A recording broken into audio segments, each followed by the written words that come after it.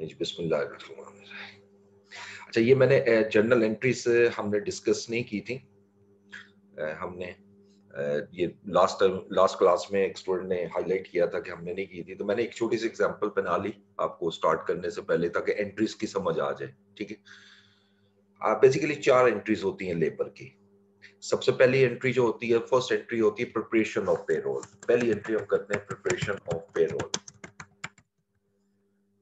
ठीक है जी। Second entry फिर हम पास करते हैं पेमेंट ऑफ पेरोल।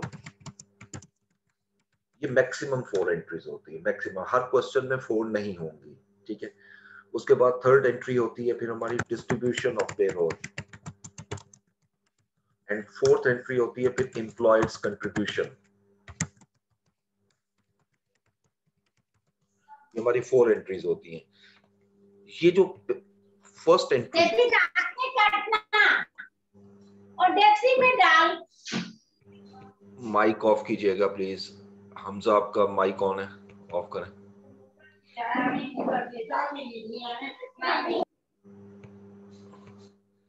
तमाम स्टूडेंट्स अपने माइक ऑफ रखिएगा, जहां क्वेश्चन करना हो आप मुझसे पूछें। ठीक है। Preparation of payroll, distribution of payroll और एम्प्लॉयर कंट्रीब्यूशन, ये 3 एंट्रीज हर एक क्वेश्चन में मस्ट होती हैं।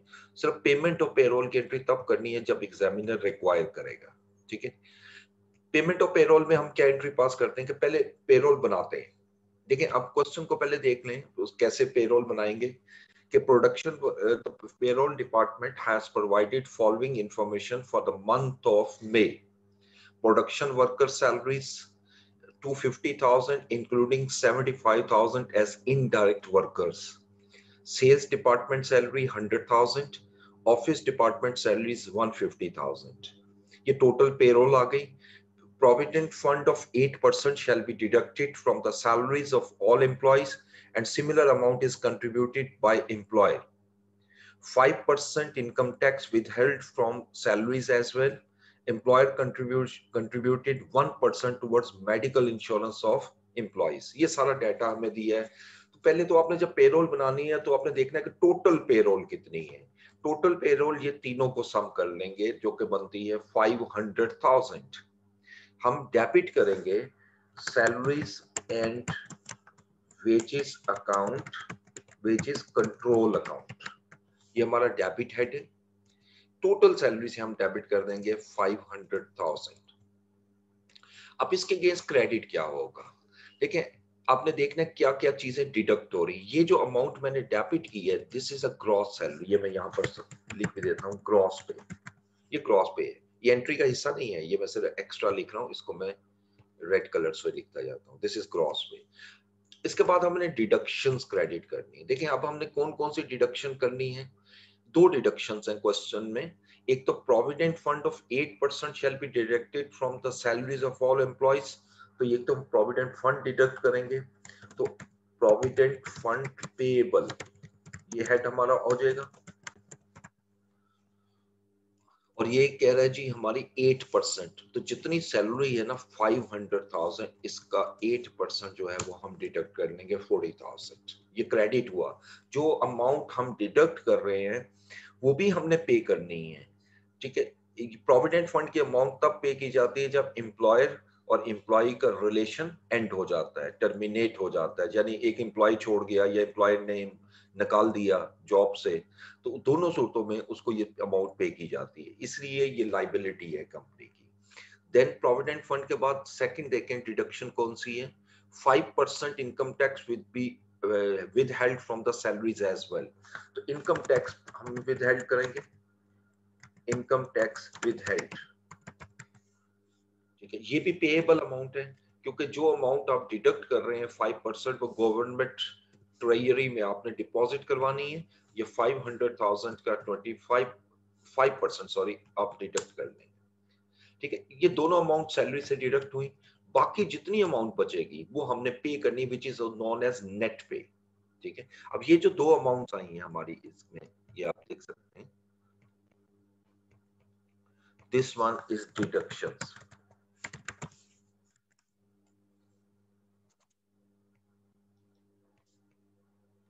ये हमारी डिडक्शंस है।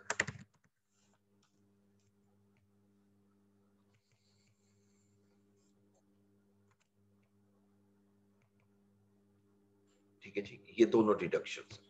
अब इसके बाद जो पे करेंगे वो नेट पे होगी, नेट पे। और नेट पे हमने पे कर दी, तो अक्रूड सैलरीज ये हम क्रेडिट कर देंगे, अक्रूड सैलरीज एंड वेजेस। और ये हमने अब कितनी अमाउंट पे करनी है, देखें टोटल अमाउंट है 500,000, इसमें से 40 एक लेस करेंगे, 25 एक लेस करेंगे, तो 435 सैलरी पे करेंगे। सैलरी बनती हमारी 500,000 है, लेकिन हम पे करेंगे एम्प्लॉइज को 435। ये this known as preparation of payroll, ये जो ऊपर मैंने लिखा हुआ है ये प्रिपरेशन ऑफ पेरोल है, ठीक है जी। ये पहली एंट्री होती है।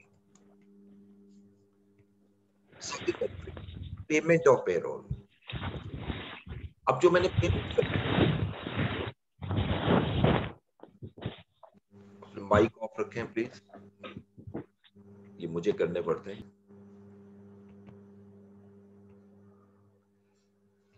अच्छा, सेकंड पेमेंट ऑफ पेरोल। अब पेमेंट कितनी कौन सी सैलरी की करेंगे हम, एनीवन, कौन सी सैलरी की हम पेमेंट करेंगे? क्या हम 500,000 पे करेंगे या 435,000? नेट पे, 435,000।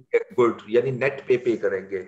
जब पेमेंट ऑफ पेरोल की एंट्री होगी तो यकीनी बात है मेरी accrued salaries and wages debit होनी चाहिए, क्योंकि वो अब लाइबिलिटी खत्म हो जाएगी। और ये 435 से तो क्रेडिट मैं कर दूंगा बैंक या cash, whatever it will be, cash और बैंक, किसी को भी क्रेडिट कर सकते हैं। That is 435। ये पेमेंट की entry which is very simple.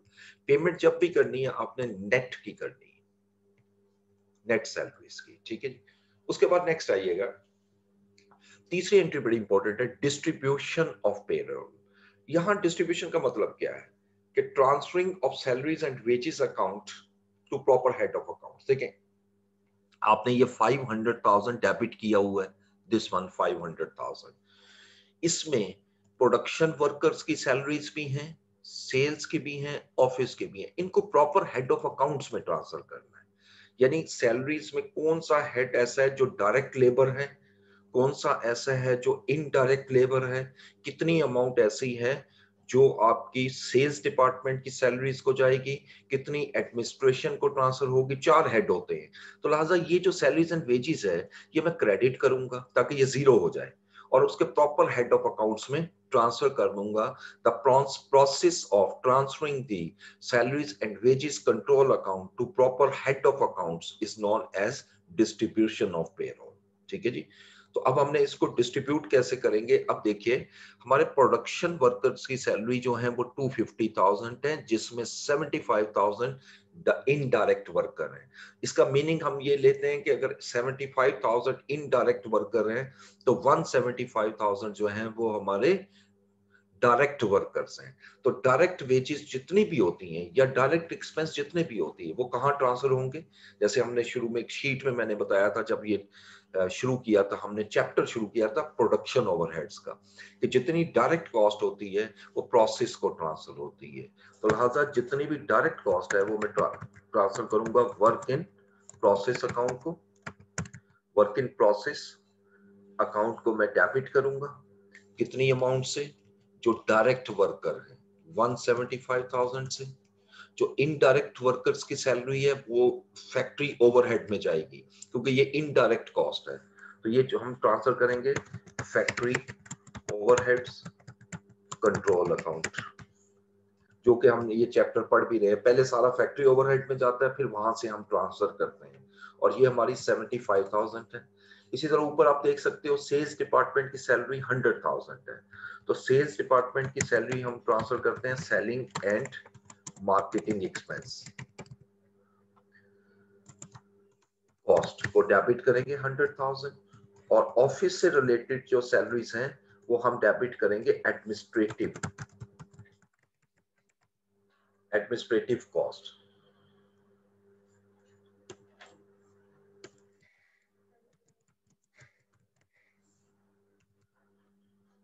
और ये अमाउंट होगी 150,000। एक मिनट आइएगा बच्चों।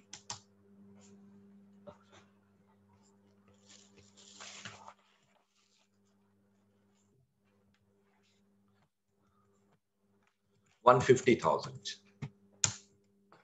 इन चारों को टोटल कर लें तो आप देखते हैं 500,000 की अमाउंट बन रही है। इसको हम क्रेडिट करेंगे सैलरीज एंड वेजेस कंट्रोल, ठीक है। और ये 500 क्रेडिट हो गया, ये खुद बहुत जीरो हो गया। इसको भी मैं हाईलाइट करता हूँ, जरा देख सकते हैं ये डेबिट भी हुआ और क्रेडिट भी हुआ। और अब आप देख सकते हो कि ये प्रॉपर हेड ऑफ अकाउंट्स को ट्रांसफर हो गया, यानी वर्क इन प्रोसेस को, डायरेक्ट कॉस्ट को, फैक्ट्री ओवरहेड इनडायरेक्ट कॉस्ट को, और फिर अदर देन प्रोडक्शन कॉस्ट जिसको नॉन प्रोडक्शन कॉस्ट कहते हैं। जो सेलिंग की है वो सेलिंग को ट्रांसफर होगी, जो एडमिनिस्ट्रेशन की है वो एडमिनिस्ट्रेशन को ट्रांसफर होगी। ये तीसरी एंट्री है। This is known as distribution of payroll.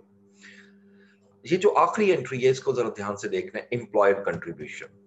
देखिए, एक तो ये लाइन गौर से पढ़िएगा, provident fund of 8% shall be deducted from salaries of all employees. एक तो हमने वो तो कर लिया हमने, लेकिन आगे लिखते हैं similar amount is contributed by employer. Actually provident fund का थोड़ा सा प्रिंसिपल ये होता है कि जितनी अमाउंट आप डिडक्ट करते हैं उतनी अमाउंट एम्प्लॉयर उसमें ऐड करता है, लेकिन पे तभी होगी जिस वक्त relation between employer and employee ends, ठीक है। तो लेकिन एक्सपेंस तो रिकॉर्ड करना पड़ेगा ना, पे नहीं करना अभी, लेकिन एक्सपेंस रिकॉर्ड करना है। इसी तरह वो आगे लिखता है जी, दूसरी लाइन देखिएगा, employer contributed 1% towards medical insurance of employees. ये भी एम्प्लॉइज को एक बेनिफिट दे रहा है, उस बेनिफिट के लिए पे कर रहा है डायरेक्ट एम्प्लॉयर, और ये एम्प्लॉय को पे नहीं हो रही, ये पे कर रहा है उस बेनिफिट जो उन अदारों को जो बेनिफिट दे रहे हैं हमारे एम्प्लॉइज को।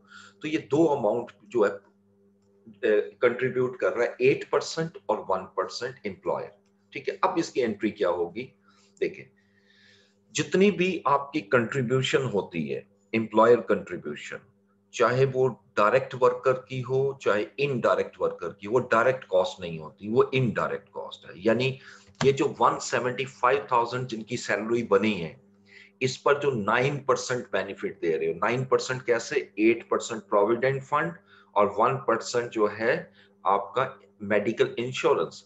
इसका जो 9% है अमाउंट जो कंट्रीब्यूट कर रहा है एम्प्लॉयर, वो भी इनडायरेक्ट कॉस्ट है। 75,000 का जो 9% है वो भी इनडायरेक्ट कॉस्ट है, ठीक है। यानी ये दोनों हमारी इनडायरेक्ट कॉस्ट कंसीडर होंगी। इनको अब हम डेबिट करेंगे फैक्ट्री ओवरहेड्स कंट्रोल, ठीक है। और सेल्स डिपार्टमेंट के जो बेनिफिट दे रहे हैं वो सेलिंग को ही ट्रांसफर होगा। एडमिनिस्ट्रेशन डिपार्टमेंट को जो एम्प्लॉइज को हम बेनिफिट दे रहे हैं वो आपका एडमिनिस्ट्रेशन कॉस्ट को ही क्रेडिट होगा, ठीक है। सिर्फ डायरेक्ट और इनडायरेक्ट वर्कर जो हैं उनकी कॉस्ट कंबाइन करके आपने ट्रांसफर कर देनी है प्रोडक्शन ओवरहेड्स को, राइट। ये 3 डेबिट किए हम, और इसके अगेंस्ट अब क्रेडिट करेंगे जो जो कंट्रीब्यूशन कर रहे हैं। और एक कंट्रीब्यूशन प्रोविडेंट फंड है, वही प्रोविडेंट फंड पेएबल, और एक मेडिकल इंश्योरेंस, ये अमाउंट आप पे करोगे मेडिकल कंपनी को, जो भी इंश्योरेंस कंपनी बेनिफिट दे रही है एम्प्लॉयज को। जैसे आजकल एक हेल्थ कार्ड प्रोवाइड किए जाते हैं, एम्प्लॉयर एम्प्लॉय को प्रोवाइड करता है और इंश्योरेंस कंपनी उसके अगेंस्ट बेनिफिट देती है, ठीक है। अब इसके अमाउंट्स कैसे लेंगे, देखो फैक्ट्री ओवरहेड जो है, इसमें मैंने अभी बताया कि ये कंट्रीब्यूशन डायरेक्ट वर्कर की भी है, इनडायरेक्ट वर्कर की, इन दोनों की सैलरी बनती है 250,000, ये वर्किंग यहां शो कर रहा हूं 250,000। इसका आप लोगे 9%। 9% अभी मैंने आपको समझाया, 8% प्रोविडेंट फंड और 1% मेडिकल इंश्योरेंस। तो ये 250,000 का 9% ये डेबिट हुआ।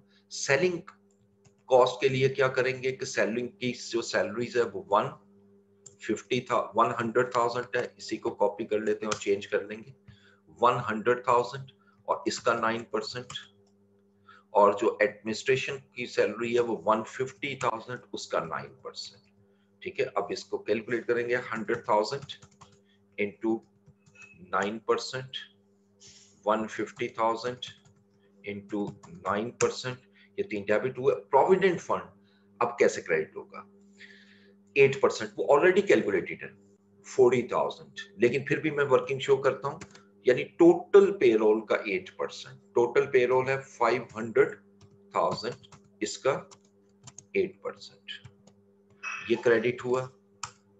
जो कि ऑब्वियसली हम कैलकुलेट कर चुके हैं 40,000, जितनी सैलरी कटी है उतना ही एम्प्लॉयर ऐड कर रहा है। मेडिकल इंश्योरेंस 1% है ऑफ टोटल सैलरी, 500,000 का 1%, 500,000 का मैं 1% देता हूं,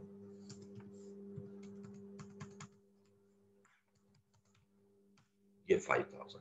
अब इसकी अगर डेबिट और क्रेडिट साइड को सम करेंगे दैट मस्ट बी इक्वल। देखिए डेबिट का टोटल आ रहा है 45,000 और क्रेडिट का बड़ा क्लियर नजर आ रहा है 45,000। ये 4 एंट्रीज होती हैं आपकी पेरोल की। जी बताएं कुछ इसमें क्वेश्चन करना हो? ओके क्लियर है सर। सर ये बता दें कि जो इनडायरेक्ट और डायरेक्ट वेजेस हैं उनको हम इनडायरेक्ट ही क्यों कंसिडर करते हैं? ठीक है, देखें अब बेसिकली हम इसका इनडायरेक्ट कॉस्ट इसलिए कंसिडर करते हैं कि किसी किस्म का कोई भी बेनिफिट अगर हम एम्प्लॉय को दें, किसी किस्म का, चाहे वो बोनस हो, चाहे वो कमीशन हो, वो डायरेक्ट कॉस्ट हो नहीं सकती। तो उसकी लॉजिक क्या है? देखें डायरेक्ट कॉस्ट वो है जो वो कॉस्ट जो डायरेक्टली एक प्रोडक्ट को बनाने पे लग रही है। ठीक है, अगर एक लेबर डायरेक्ट वर्कर काम कर रहा है, उस प्रोडक्ट को तैयार कर रहा है, उसकी सैलरी तो उसमें ऐड होगी, लेकिन बेनिफिट इसलिए ऐड नहीं होगा कि बेनिफिट डायरेक्टली प्रोडक्ट से रिलेट नहीं करता। ठीक है, इस वजह से हम उसको कॉस्ट में ऐड नहीं करेंगे। ठीक है सर, थैंक यू। एक चीज और भी ऐड कर दूं, ओवर टाइम का भी हमने पढ़ा था, आपको याद होगा ओवर टाइम प्रीमियम का कॉन्सेप्ट। ठीक है, ये सर ओवर टाइम जो है, ओवर टाइम इज बताएं डायरेक्ट कॉस्ट है इनडायरेक्ट कॉस्ट है? डायरेक्ट कॉस्ट होगी सर। अब ये भी याद रखें कि over time premium is indirect cost. अब देखिए लॉजिक देखें, इसके भी देख लें। ओवर टाइम प्रीमियम क्या होता है? एक्स्ट्रा पे फॉर द एक्स्ट्रा आवर। अब आप एक प्रोडक्ट बनाने के लिए उसे एक्स्ट्रा टाइम लगवा रहे हैं, ठीक है, और जो एक्स्ट्रा पे हमें करनी पड़ रही है वो उस प्रोडक्ट की वजह से नहीं कर रही, बल्कि ऑर्डर को एग्जीक्यूट करने के लिए की जा रही है। ठीक है, सेकेंडली अब याद रखिएगा, over time premium can be a direct cost. अब मैं दूसरी वर्डिंग लिख रहा हूं, over time premium can be a direct cost. जैसे मैंने अभी कहा कि ये प्रोडक्ट को बनाने के लिए तो डायरेक्ट भी होनी चाहिए, तो इसके लिए एक रूल याद रखना है, वो मैं यहां लिख रहा हूं। If over time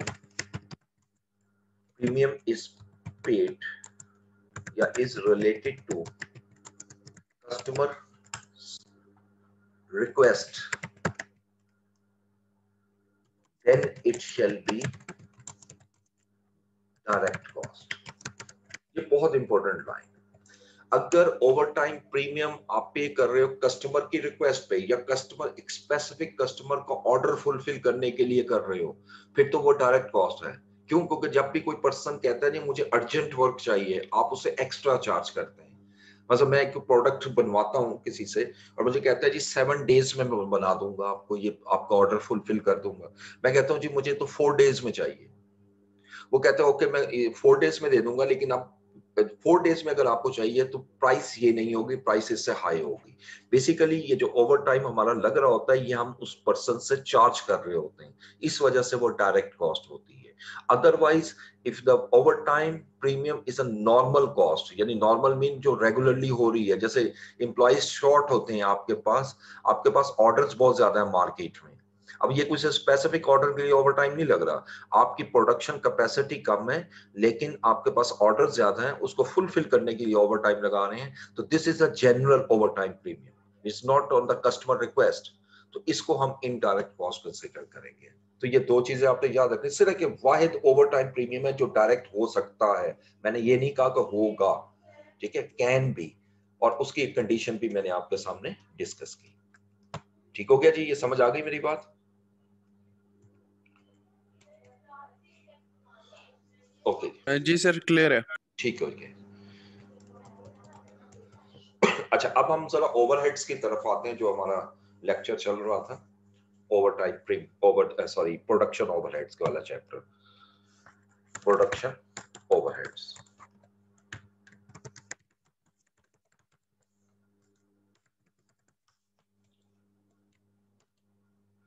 production overhead में हम 4 स्टेप पढ़ चुके थे, अगर आपको याद हो, 3 step sorry. First is the allocation, second is apportionment, third is reapportionment. ठीक है, ये हम पढ़ चुके। रीअपोर्शनमेंट में भी हमने 3 मेथड पढ़े थे, एक स्टेप डाउन मेथड, एक डायरेक्ट एलोकेशन मेथड और तीसरा रेसिप्रोकल मेथड। और इवन रेसिप्रोकल में भी हमने दोनों सिचुएशन डिस्कस की थी, रिपीटेड डिस्ट्रीब्यूशन शीट और उसके अलावा अलजेब्रिक मेथड। ठीक है, अच्छा अब हम जरा प्रोडक्शन ओवरहेड में स्टेप 4 पे मूव करेंगे। जिस वक्त हमारा 3 स्टेप कंप्लीट हो जाते हैं, कोई भी मेथड हो, जब 3 स्टेप कंप्लीट हो जाते हैं तो याद रखिएगा सर्विस डिपार्टमेंट की कॉस्ट अब 0 हो चुकी है। ठीक है, अब सिर्फ मेरी कॉस्ट किसकी है? प्रोडक्शन डिपार्टमेंट्स की। तो लिहाजा स्टेप 4 में अब हम कैलकुलेट करेंगे ओवरहेड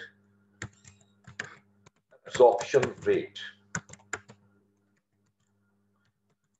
देखिए इनडायरेक्ट कॉस्ट है, इसको मैं कॉस्ट के तौर पे ऐड नहीं कर सकता, रेट कन्वर्ट करूंगा और रेट के मुताबिक अब्सॉर्ब करूंगा। अब ओवरहेड एब्जॉर्प्शन रेट, इसको हम ना अक्सर OAR कहते हैं।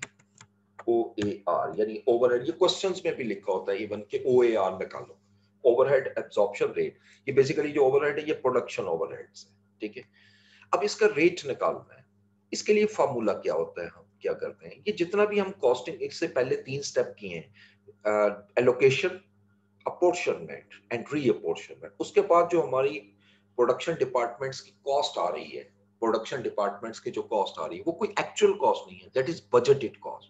क्यों? क्योंकि देखें जो रेट निकाला जाता है वो प्रोडक्शन से पहले निकाला जाता है, वो सारी एस्टिमेटेड कॉस्ट होती है, तो इसलिए हम उसको लेंगे एस्टिमेटेड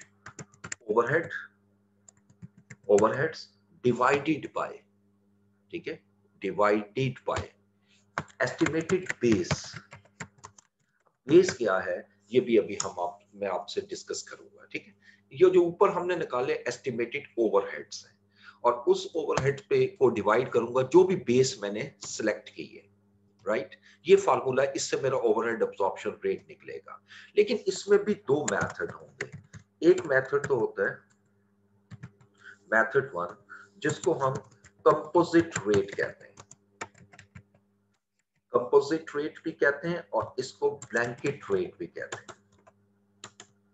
और भी वर्ड सब्स्टिट्यूट कर सकता है, यानी सिंगल रेट कह लें इसको, ये भी मैं कह सकता हूं सिंगल रेट।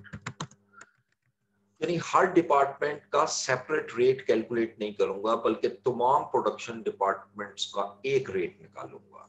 अब जैसे एक क्वेश्चन हम करते हैं और उसमें हमारे प्रोडक्शन डिपार्टमेंट जो है वो A है और B है। ये सिर्फ मैं कोई डाटा नहीं ले रहा, सिर्फ एक कॉन्सेप्ट समझा रहा हूँ। ये प्रोडक्शन डिपार्टमेंट्स हैं।